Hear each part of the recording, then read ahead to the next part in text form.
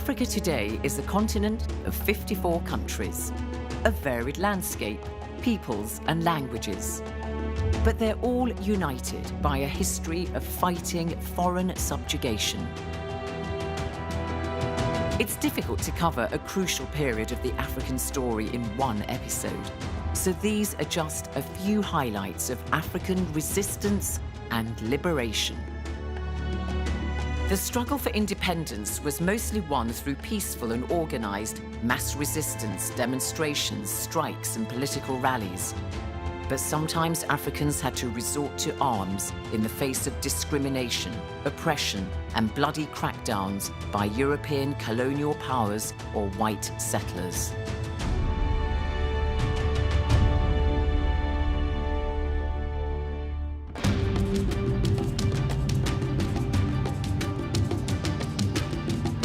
At the dawn of the colonial era in 1870, most of Africa was still in the hands of the Africans themselves. But increasingly there were more confrontations with European imperial powers, notably Britain and France, as they laid claim to African land. Dr. Kenneth Ombongi is one of Kenya's leading historians, and his expertise spans many eras. He provides the commentary throughout this program. Dr. Ombongi says a common feature of colonialism is that it always seeks to dominate.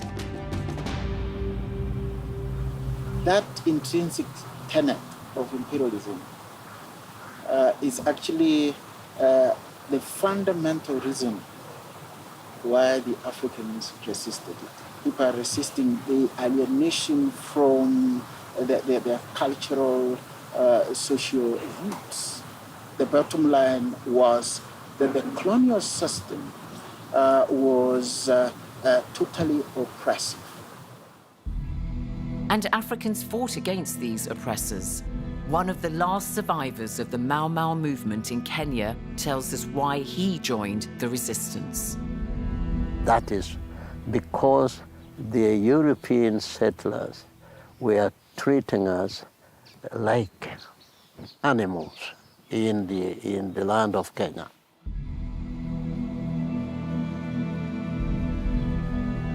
I take up position in Kenya's Rift Valley to bring you a snapshot of some of the highlights of Africans' resistance, starting with the northeast of the continent.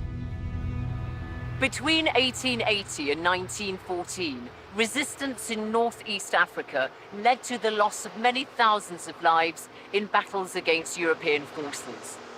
Resistance here was not only inspired by nationalist sentiment, but also by religious faith.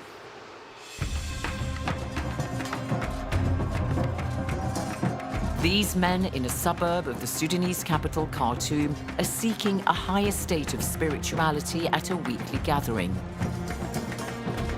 Islam has strong roots in Sudan, and this gave rise to one of Africa's most charismatic religious leaders, Muhammad Ahmad al-Mahdi.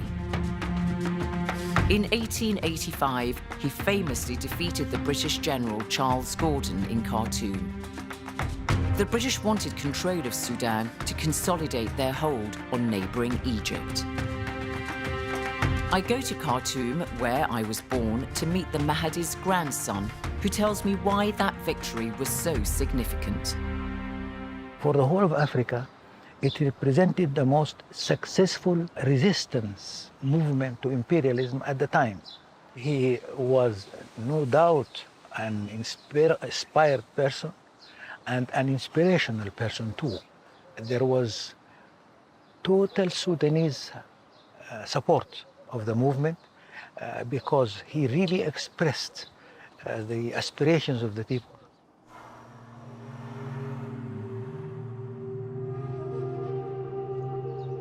This is the tomb where the Mahdi is buried, and it is one of the best-known historic landmarks in the whole of Sudan.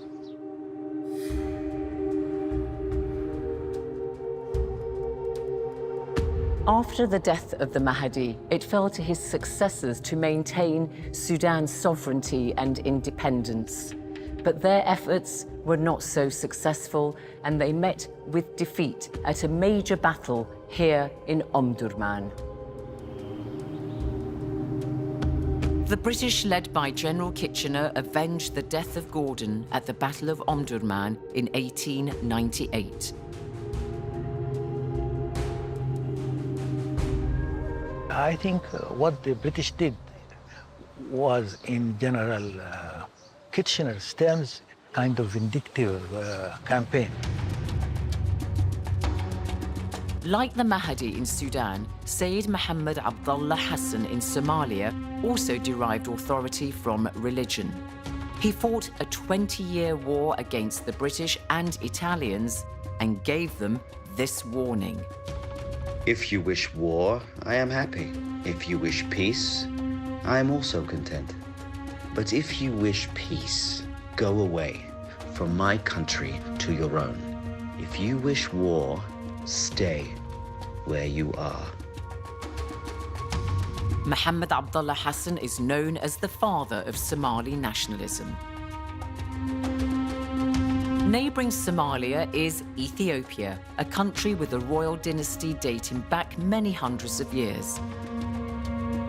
Ethiopia has staved off numerous attempts to subdue it by both the British and the Italians, like at the Battle of Adwa in 1896.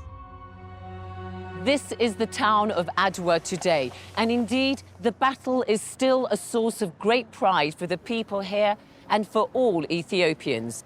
But the Battle of Adwa's significance is more than just military. It is symbolic of how the Ethiopians resisted European domination, and indeed, Ethiopia is the only country in Africa that has never been colonized. Had Ethiopia been defeated at Adwa, it could have become an Italian colony like Eritrea next door. As I wander around Asmara, the capital of Eritrea, I admire the Art Deco buildings and layout designed by the Italians during their rule.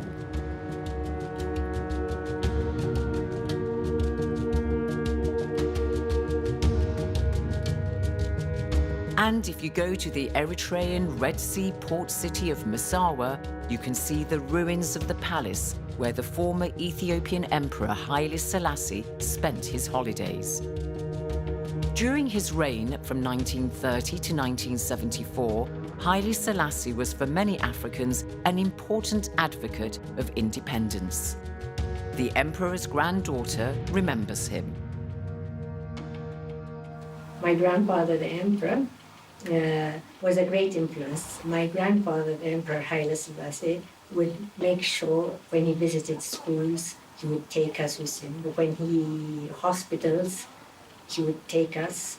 In fact, he also showed us how to treat people equally, so we are not isolated from the society. Staying in East Africa, one of the first large-scale movements of resistance to colonial rule was against the Germans in Tanganyika, in what later became Tanzania. This was known as the Maji Maji Rebellion. On the onset of colonialism in East Africa from 1895 onwards, virtually every community responded to the encroachment of the colonial authorities.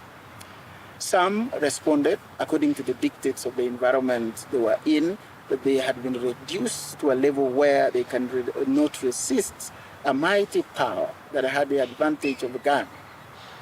Others gave armed resistance, and the classic example we can think of in Eastern Africa is the Maji rebellion in Tanganyika against the Germans. The Germans created an oppressive system where they used local agents to literally force the local people to work in extensive farms that were beginning to emerge. However, along with many examples of resistance, there were also instances of negotiation, even collaboration, with European colonialists.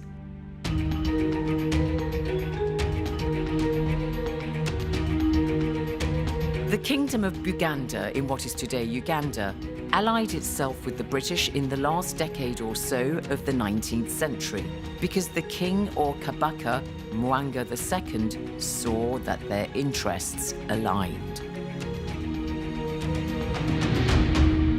In a sense, Buganda, to a large extent, became the base from which the colonial authorities in Uganda extended their rule to other parts of the country, either using the Buganda chiefs as colonial agents, or who then extended their rule to other parts of the country on behalf of the British. I think for quite a number of the ethnic groups in Uganda, there's a bit of hostility against that, and also later on people looking at Buganda as being favored by the British. But in some places, this seemed to elevate the Buganda vis-a-vis the other groups. In historical discourse, this is what we call collaboration of local social groups and individuals with the colonialists, especially when they came in the very beginning. I want to believe, and fairly strongly, that did not mean that they supported foreign domination.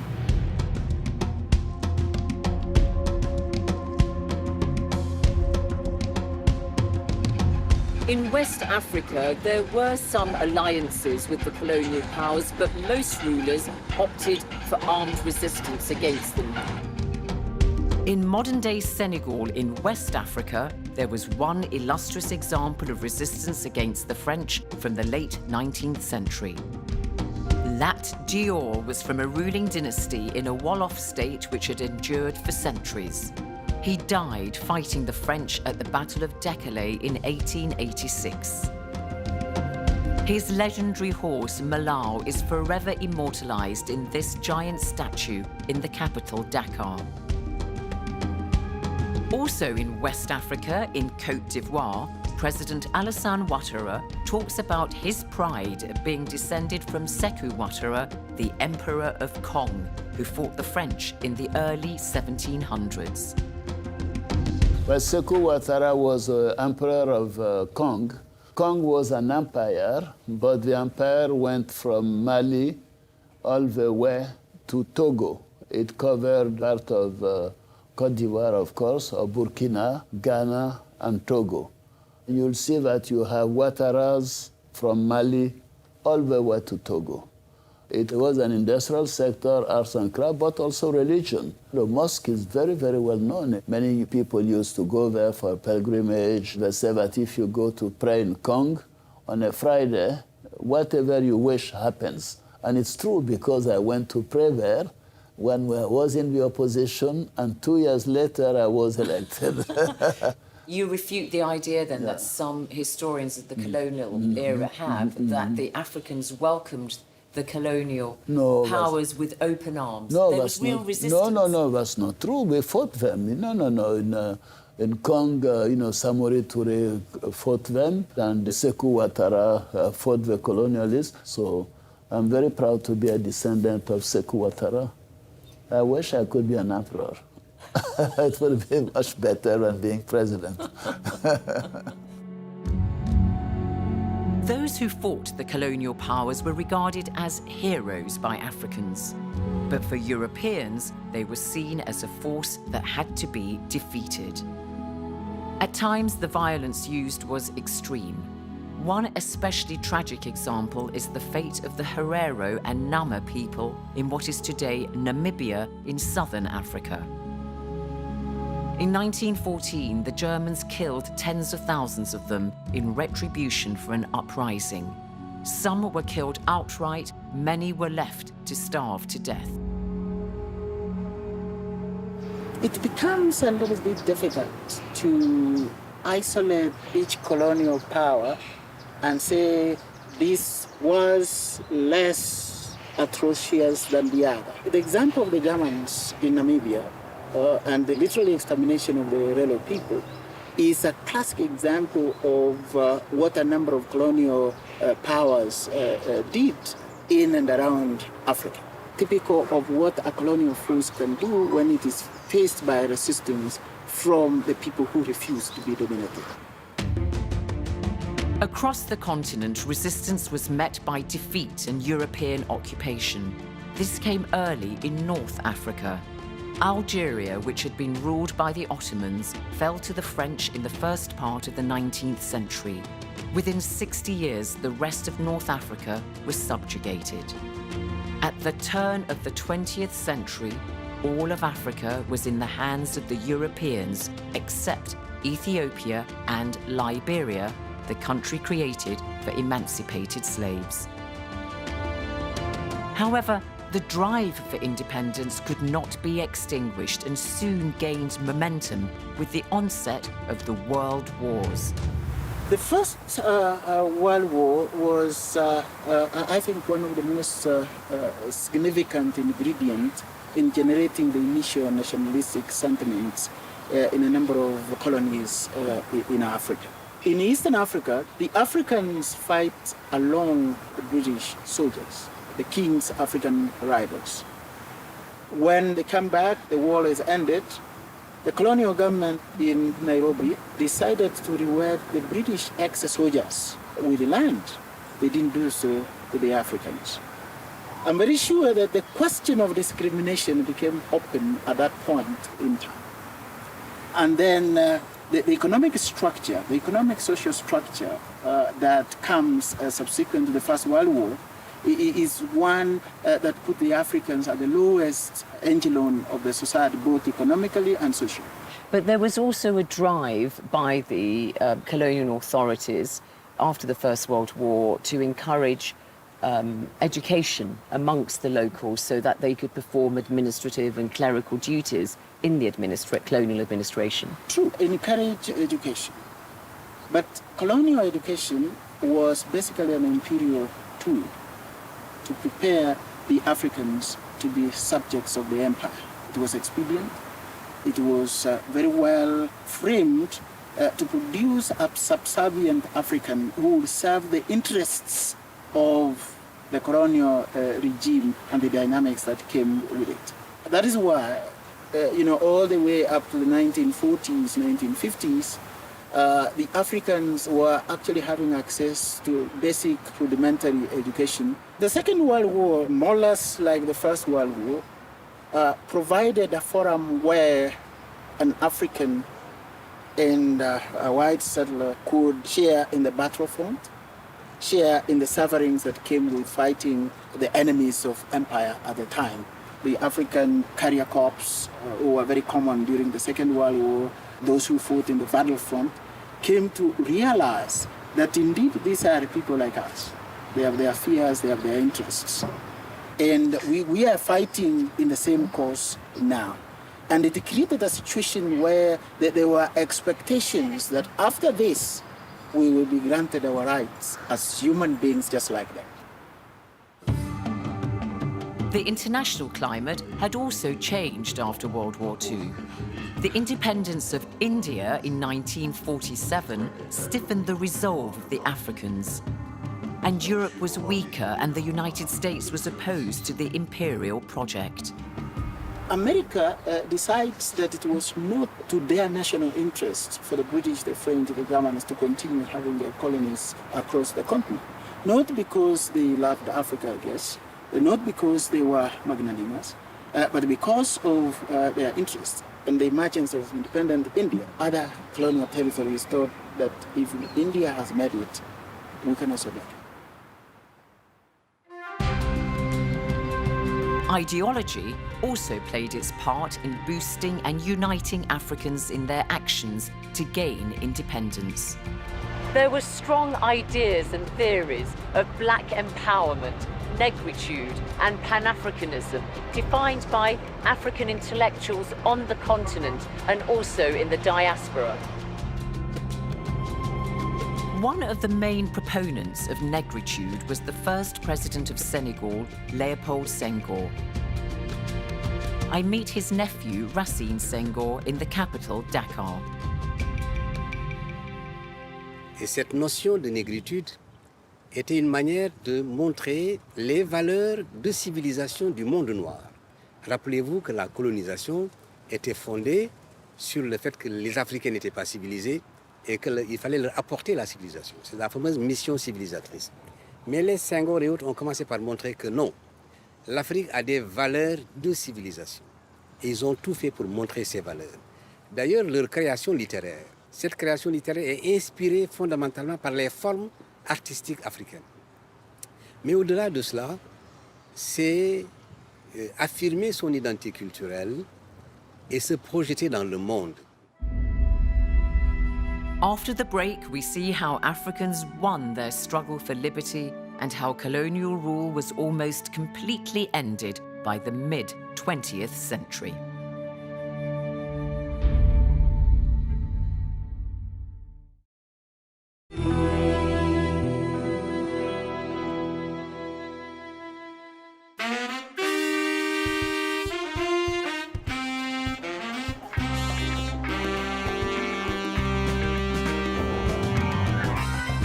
The bonds of solidarity between Africans seeking independence had deep roots in a movement known as Pan-Africanism.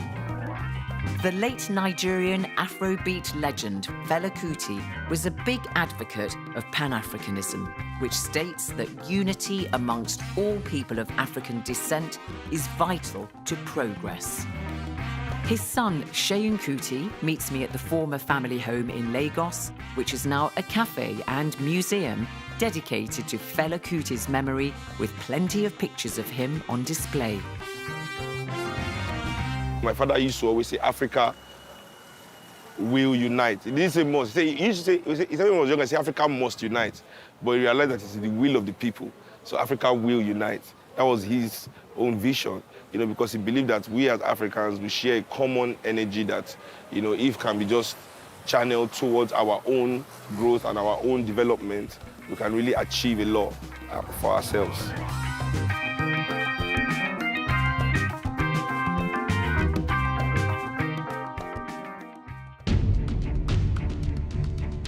This shared ambition for independence propelled nationalist movements right across the continent. There were widespread demonstrations and political rallies, though some also resisted through the use of force, like the Mau Mau in Kenya. In the late 1940s, Kenyan nationalists, mostly from the Kikuyu ethnic group, formed the Mau Mau, an organisation that took arms against the British, who responded in a brutal and bloody manner. In 1952, many of the rebels were imprisoned. I meet one of the last surviving leaders of the Mau Mau uprising at his home just outside Nairobi, Gitu Wakahengeri.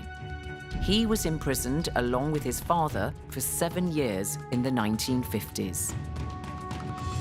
What inspired you to join the Mau Mau resistance? Because we want to remove the dictatorship and subjugation.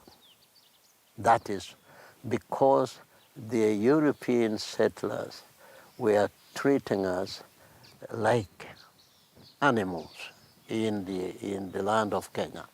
What happened to you? Were you treated like that Yes, personally? of course. I saw them beating my father in front of his wife, my mother. I saw him taking us to go and work for the European farms without being paid anything. Why was your father beaten by the European farmers in front of your mother? For no reasons at all, because they want to beat them. They want to beat the Africans. They were saying even when they were speaking to us that your children are no children. Instead of brain, they have polish in their heads. That kind of abuse. There were those who said that the Mau Mau used very violent means in order to gain their freedom. What means? If you go to war, do you choose where you are going to hate your enemy? Do you choose? You hate your enemy wherever the bullet goes. And that is what they were doing. There were huge, many examples of human rights abuses against the Mau Mau and so on. Give us an example of the kind of mistreatment, torture even, at the hands of the British, and were you yourself a victim of that? For a Mau Mau leader like me, I was given a job for a strategist during the Mau Mau struggle movement. Like me, when I was detained, it was a routine that every morning I must be beaten from 8 o'clock to 10 o'clock. And then I can go for my uji, porridge. We can go take it after I have been beaten thoroughly well. What was the nature of the beating? Any weapon that they find, the djembe, handles and all that. What's a djembe? Djembe handle is a hoe. A hoe? Hoe handle. They'd hit you with farming many tools. Of them, many of them. That is what they used to beat us with. And where would they beat you? Anywhere. Legs? Leg, buttocks, head, all the parts of your body. Women. These women were also sometimes raped. Sometimes they inserted hot water bottles into their private parts. What can you call savage other than doing that kind of thing to other human beings? This is what the treatment they give us all the time. That is what happened. And therefore, we sacrificed everything of us that we go to that war to drive them out of Kenya. Much has been written about Africans' struggle for freedom, like the Mau Mau.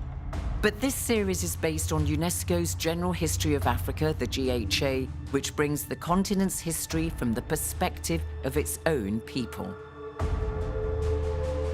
The General History of Africa says there has been a tendency to describe those Africans who did not resist colonial rule as peace-loving and those who did fight as bloodthirsty.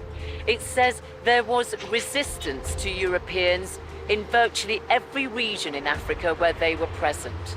The rebellions were just wars of liberation, which is why they were supported by the overwhelming majority of Africans.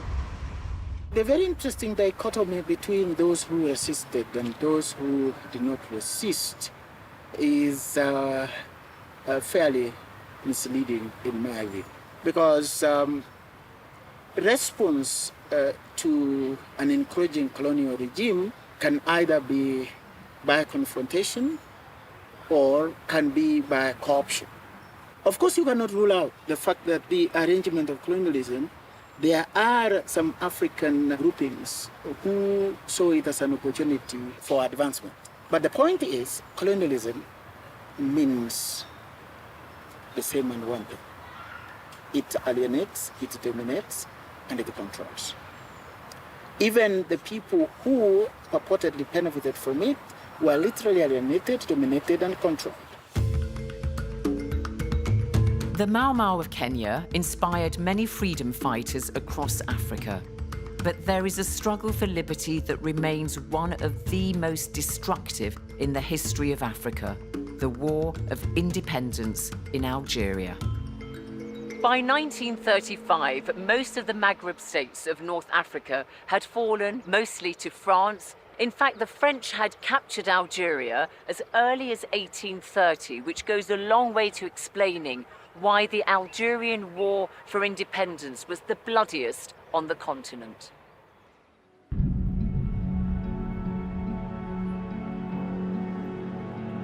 The statue of Mustafa bin Boulaid. He's known as the father of the Algerian Revolution against the French. This is his hometown of Batna in eastern Algeria. Bin Boulaid was a rich businessman who used his wealth to arm the resistance against the French in 1954. He died 2 years later and never saw Algeria win its freedom. The local people were marching in terms of playing a key role in the decision-making process in politics, in economics, and in society generally. That is really what sparks off the local people organizing and coming up with the National Liberation Front.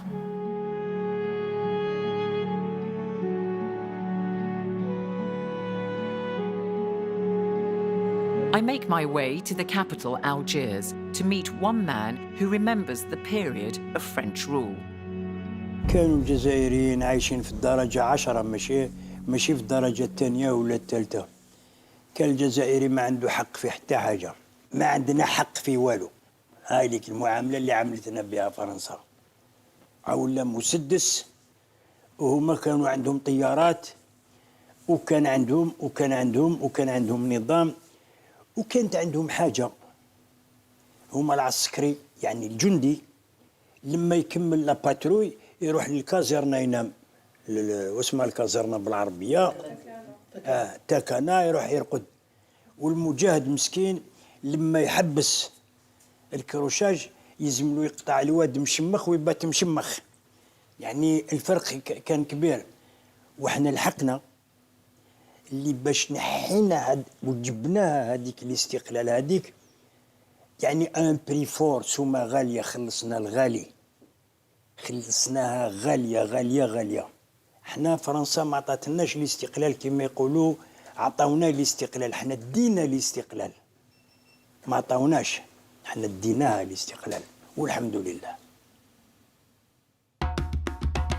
By the mid-20th century, the forces of nationalism and resistance were too great for the Europeans to overcome, and Africa began to gain its independence, starting with Libya in 1951, followed in rapid succession by Egypt in 1952, Sudan, Morocco and Tunisia in 1956, and Ghana in 1957.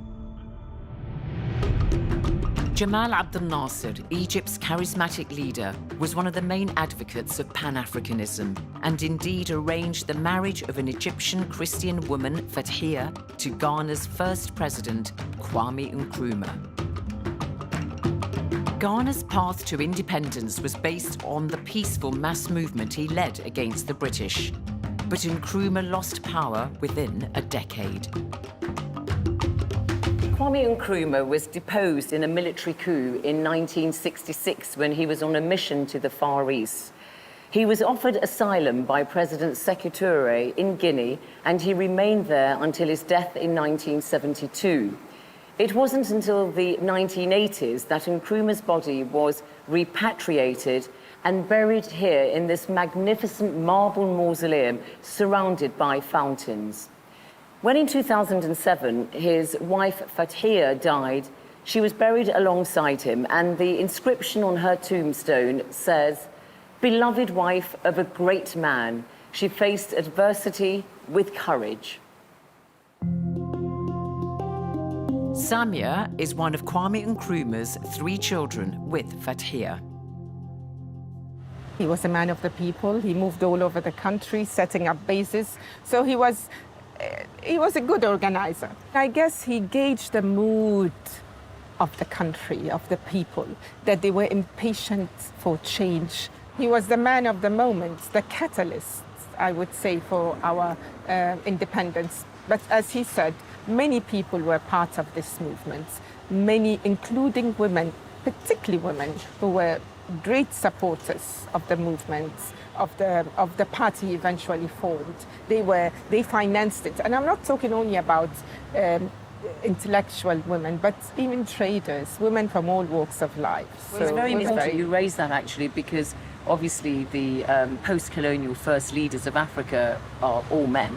And to this day, we've not got a very good record on female presidents in Africa. However, that doesn't mean that they were not instrumental in the nationalist movements. In fact, and he always used to say, no significant change can happen without the full involvement and participation of women.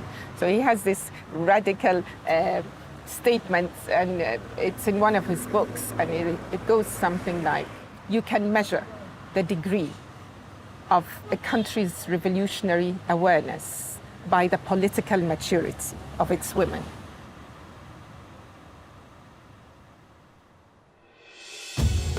'60 was a landmark year for Africa. 17 countries won their independence throughout these 12 months, including Nigeria.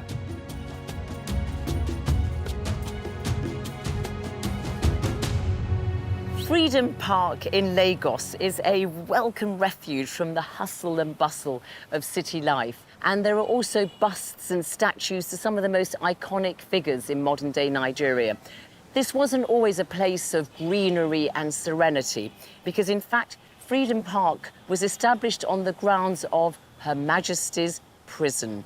And later, some of the best-known figures of people agitating for independence were actually imprisoned here, like Herbert Macaulay. One former MP meets me at Freedom Park and shares his memories of Nigeria's Day of Independence. All of us as young men were in joyous mood, but the real significance of it did not dawn on us at that time. But we know that it was one event which spread throughout the country. Of course, we were in Lagos there, which was the capital. We felt the impact more than perhaps any other place in the country. Was it a moment of great hope and expectation for you? Of course, we felt the sky is the limit.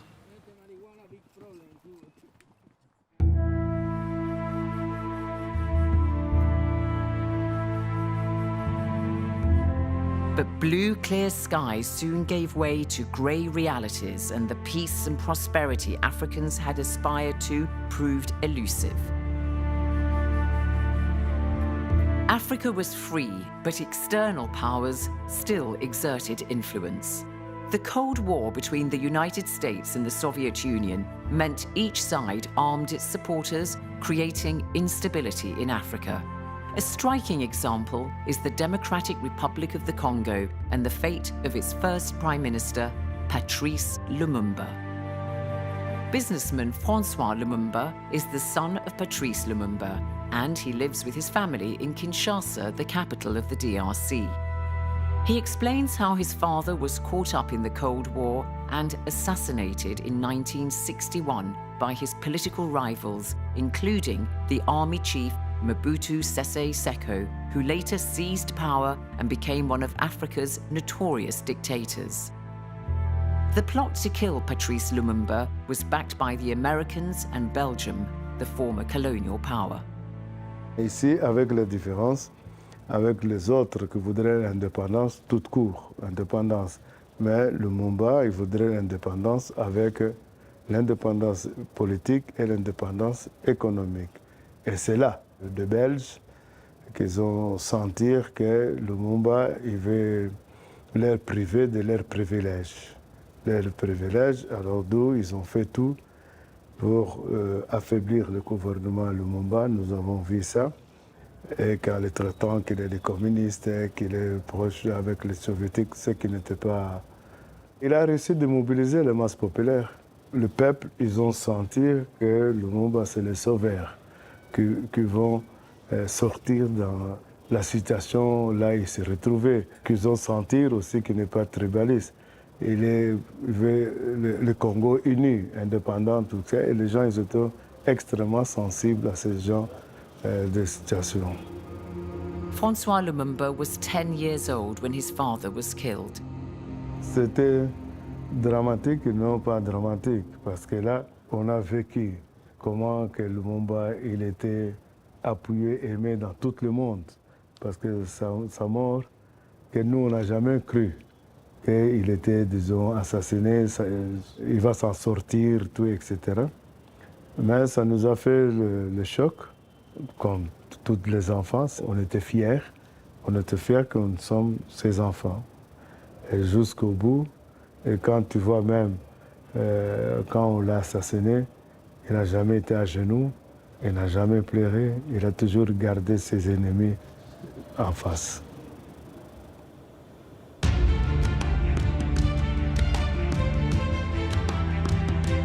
Independence in Africa may have brought its own challenges, such as in the Congo, but that did not dampen the will and desire for liberty. By the 1970s, all of Africa was free from colonial rule, except for a handful of states in southern Africa. Their history was different because of the dominance of white settlers. The last country to become free of white rule was South Africa, when Nelson Mandela became president in 1994. It had been a long struggle, and Mandela paid a heavy personal price, locked up for 27 years in this prison cell on Robben Island, following a sham trial in the capital, Pretoria. This is the Palace of Justice, where the famous Rivonia trial took place in Pretoria in 1963 to 64. And at the end of that trial, Nelson Mandela and others were sentenced to life imprisonment. It wasn't until nearly 30 years later that he was released, and of course, as they say, the rest is history.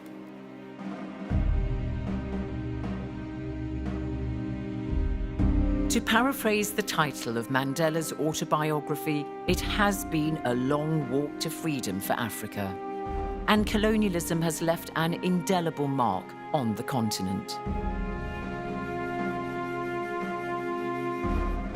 The colonial legacy still generates much debate today.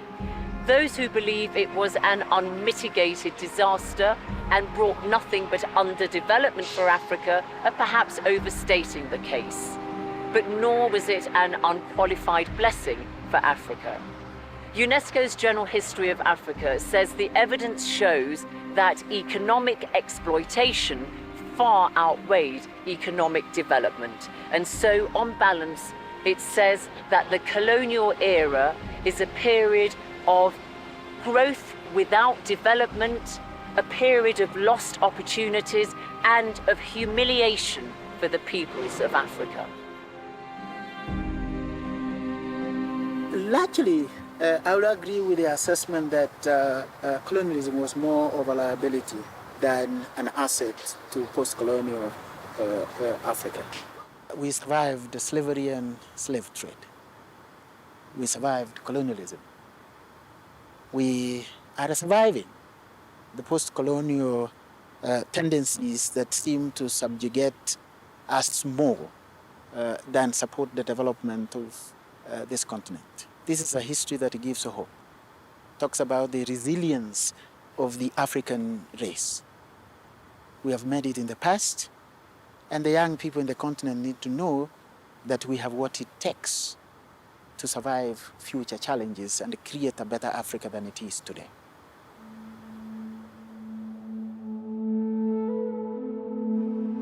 Africa is the 21st century's youngest continent, and yet it has the oldest history in the world. I hope that this series has gone some way to bringing you Africa's history, told and interpreted by the people of the continent themselves. And I finish with the words of the Kenyan Nobel laureate, the late human rights and environmental activist, Wangari Maathai. You cannot enslave a mind that knows itself, that values itself, that understands itself.